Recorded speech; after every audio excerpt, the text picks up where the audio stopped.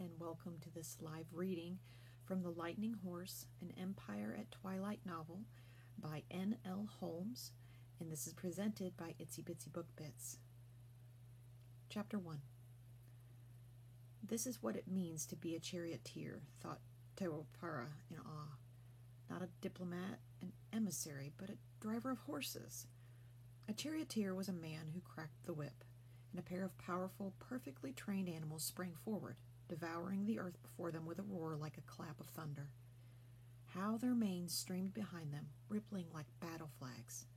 How their hooves beat the black earth, throwing clods and tufts of dry grass at the spectators. Wasn't the god of lightning, Tarhunta Pasahasi, the first charioteer?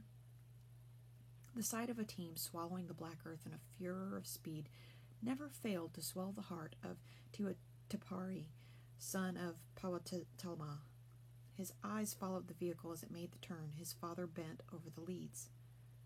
"It's like riding a lightning bolt," he said to his friend Zidanza at his side, trying not to sound too much like the little child jumping up and down inside him. Their power, their nobility.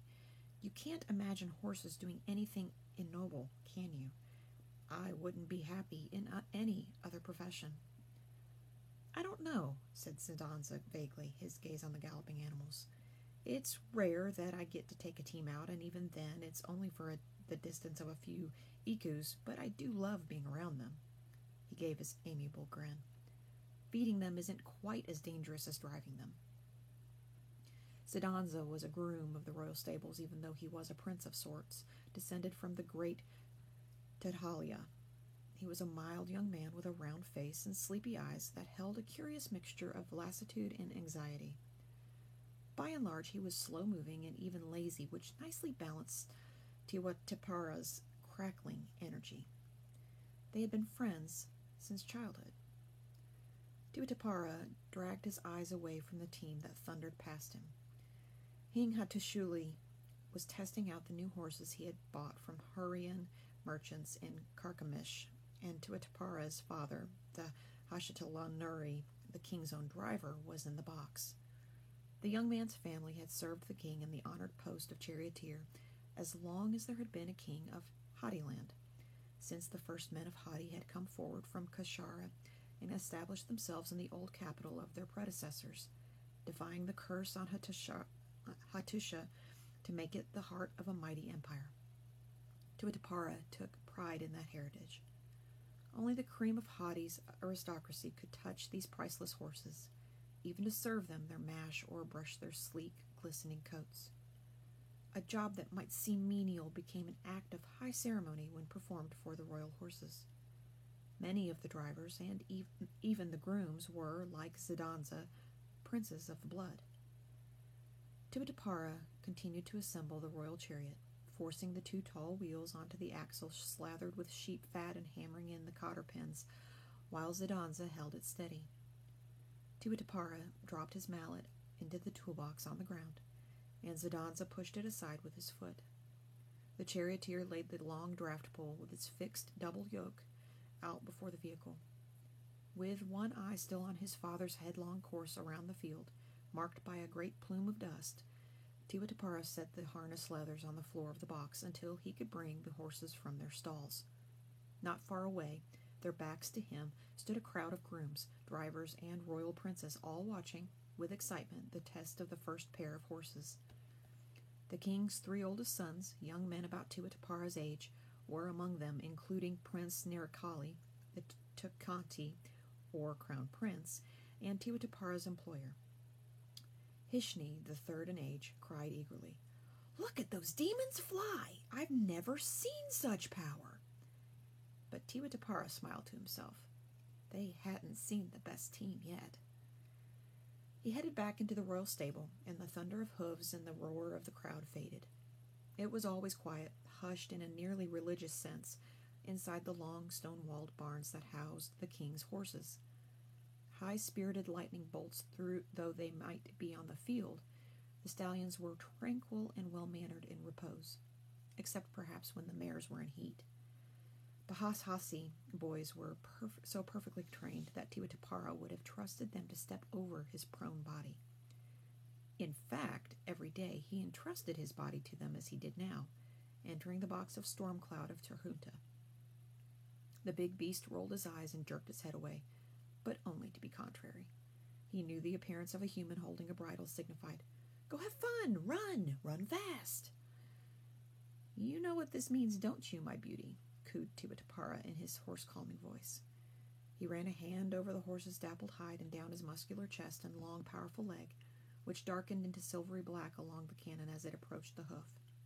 The horse's skin shivered at Tivitapara's touch, as if in umbrage at the familiarity, and the youth laughed, his voice rich with affection. "Yes, we're both a little touchy, aren't we? You're my soulmate, young man. I may never have a chance to drive you, not until Prince Narkali becomes king at least, but you and I understand each other, don't we?" He slid the bridle into the horse's mouth and pulled the straps back behind the animal's head, pulling each ear through with a little felty pop. At the age of 22, Tivitapara loved everything about his life. He had worked in the royal stable since he was old enough to toddle at his father's side with a bucket of barley, and he couldn't imagine doing anything else. He loved the smell of horses, warm and pungent, the feel of their muscular movement through the sleek pelt, and the challenge of their often crafty intelligence. The emotional connivance that let a mere man direct these immensely more puissant creatures who were nonetheless fearful and in need of reassurance. Tivitapara led Stormcloud out into the corridor and tied the stallion to a ring in the wall until he had bridled the animal's teammate, Silver Lightning. Then he took the pair of them back outside, accompanied by the counterpointed clopping of 8 hooves upon the hard ground. On the practice course, Tivitapara's father, Powatelma, was just pulling up to the knot of observers, reining in his overstimulated team gently and insistently. "There's a man who knows how to drive," thought Tivitapara, his heart swelling with pride. His father wasn't a tall man, but he was solid, with a strong pair of shoulders hewn by a lifetime of driving these high-strung beauties, powerful arms, and broad, calloused hands in perfect control of the leads. The pair of big bay stallions, running pace for pace with one another, slowed, their heads up, nostrils round from exertion, stately and beautiful in a cloud of dust. A groom reached for his reins, and father leapt down from the back of the box, his face red and glistening with exhilaration. "What do you think, Powatelma?" cried the king, grinning broadly. "Did I get taken, or are they worth the price?" At his side, Hattusili's friend, Bentashina, the former king of Amaru, said with an exaggerated moo, "They'll do." He seemed incapable of speaking seriously about anything. "Well worth it, my son, whatever you pay for them. They're a magnificent pair," agreed Tivitapara's father. "There's more and better to come. Where's the other team?" "Ah, Tivitapara, it's you hitching them up, huh? Show your father these beauties, my boy." Beside the king, Tapala Tarhunta, Tivitapara's grandfather, laughed and clapped his grandson on the shoulder. He had been the king's driver in his youth, and more recently during the war for the throne. Tivitapara led the 2 dappled stallions forward for his father's admiration. Powatelma ran his hands over their legs, opened their lips, and eyed their teeth. "Well matched," he commented. "Impressive conformation. Let's see what they've got. Hitch 'em up, Tippa." "I'm going to join you on this run," said Hattusili, still grinning. He turned to his eldest son, Narkali, who had drawn closer to see the 2 stallions. "Tell your stepmother to come on out if she wants to see something beautiful." He turned to Tivitapara's father. "I saw them run in Carchemish, Powatelma. You can hardly believe how they seem to think with one mind." The men were still talking and laughing behind him as Tivitapara led the horses back to where the king's chariot sat parked. It was a massive war car with a 3-man box of bronze-bound scarlet wood and wheels as tall as a man's hip, at least for a fairly short man such as he was. To pull a vehicle like that at breakneck speed was a real test of a team's stamina, but that was what they had to do on the battleground. Zidanza stood beside the chariot, leaning against the box with crossed arms as he watched the activity on the field. He blinked sleepily and stepped back as his friend approached with the horses. Tivitapara winked at him, scarcely able to contain his high spirits. "Show our son what you're made of, boys," Tivitapara told the pair as he pulled the first one and then the other alongside the draft pole. and, nudging them toward the center with his chest, lowered the yoke over their withers. Automatically, with the expertise of one who had been harnessing horses since childhood, Tiwatapara laid the saddles and checks in place, tied up all the straps, and ran the lines through the turrets as he listened with one ear to the king and his men in the distance. He gave an extra pull to the breeching strap and tugged just to be sure. He was a cautious lad who had been trained by cautious men. Then he made sure the blinders cleared the animals' eyes, and he led them back to the practice field, Zidonza in his wake. Their coming was met with whistles of appreciation and a babble of excitement. Tiwatapara saw his father and grandfather grinning at the king, and Hitashuli's 3 oldest sons exchanged something hastily. "They're making bets," Tiwatapara said, amused, to his friend. "I wouldn't trust that Lermazidi not to cheat." "After you, my son," Powatama gestured to the king, and Tapala Terhunta made a stir up of his hands for Hatashuli to mount the box. The king, a tall, thin, middle-aged man, his ugly face lit with boyish eagerness, hauled himself up. He laughed at his sons and Bentashina on the ground below. Then Powatama jumped up beside him and took his place on the king's left, shortening up the leads. "Tarpala Tahunta," cried the king in his rough voice. "Come join us for old time's sake. It's not a real test unless they're pulling 3 men. Tiwatapara's grandfather heaved himself up without further coaxing. He would play the shield bearer at the rear.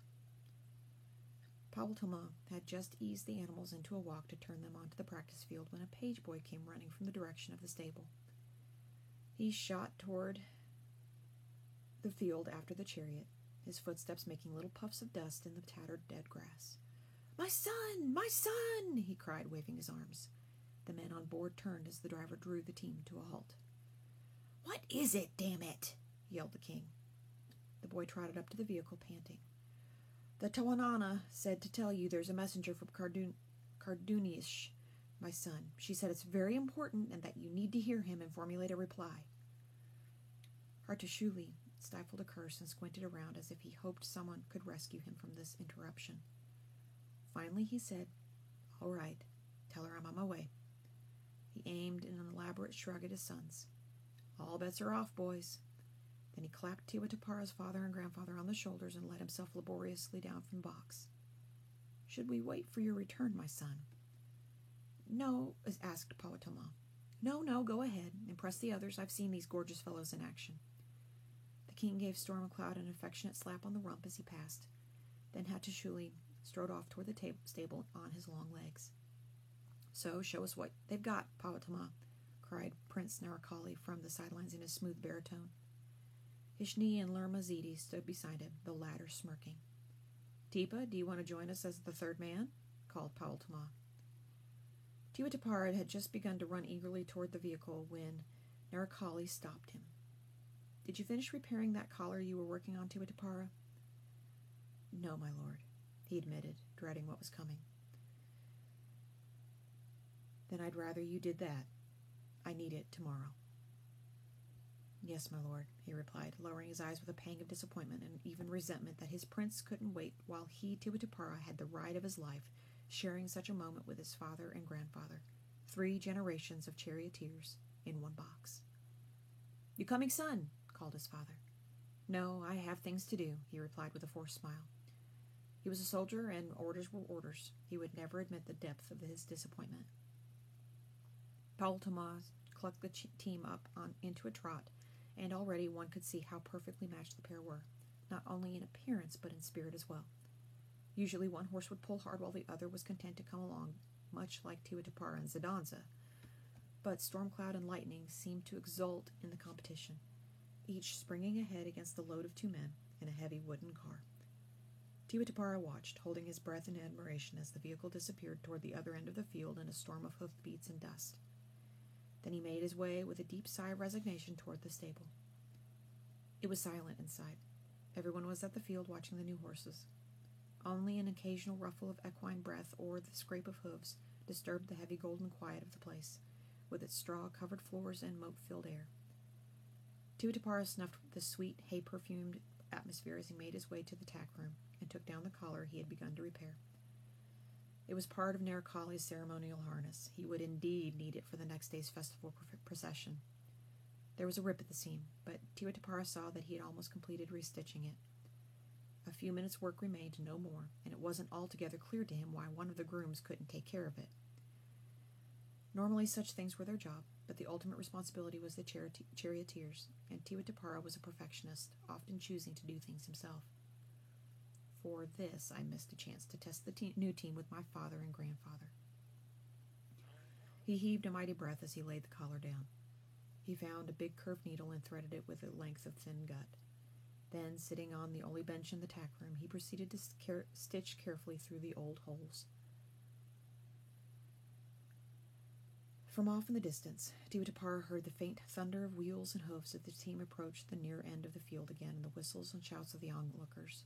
But he wasn't one to rush a job. He finished at a meticulous pace, then put away his equipment before hanging the collar with the other pieces of the harness. At last, Tiwatapara jogged back out to the field. The king had returned from his diplomatic distraction and was joking with the men, even as the royal eyes stayed fixed on the thundering team and the two men in the chariot, their heads low, their long hair flying behind them. "Faster!" Hattusili shouted, and the crowd joined in the cry. "Faster! Faster!" Tapala Tahunta shook his fist as if brandishing a spear, and the team pounded around the curve, barely slowing. From the horses' lips foam slung out at the onlookers, and Nirikali laughingly wiped his cheek. Tiwatapara saw his father's face, wild with the joyous thrill of the speed before Powhatan completed the turn and sped away. Now the length of the field stretched before the chariots. Powhatan laid his long whip with a crack upon the eager backs of the horses. The animals, who were already flying like the wind, seemed to find within them some secret reserve of power, as if their feet had sprouted wings. Their stride lengthened impossibly, and they shot forward like the very horses of the lightning god. Tiwatapara was so moved by the sheer beauty of it that his nose began to burn. Zidanza at his side was as tense as a drawn bow. Then something happened. There was a lurch of the box. The chariot rocked and fell to the ground on one side with an infernal screech and a crash. A wheel spun off drunkenly across the field. Tiwatapara's grandfather catapulted out between the horses' backs. The chariot flipped sideways on top of him and kept sliding. His father, thrown likewise over the rail, still had the lines in his hands as the dragging car braked the animals brutally. They fell against one another, their legs in the air, and rolled and kicked against the weight of the box as it slid into them. The draft pole splintered. Powhatan was plowed under the chariot and the horses' bodies as they screamed in pain and fear, striking out desperately with their hooves. All this happened in an instant, surely, but every action was printed in agonizing detail into Tiwatapara's sight, as if time slowed down for those few terrible beats. His heart seemed to stop. A great cloud of white dust surrounded the wreck. A massive furrow, smeared with blood, followed the slide of the chariot, whose one wheel spun helplessly in the air.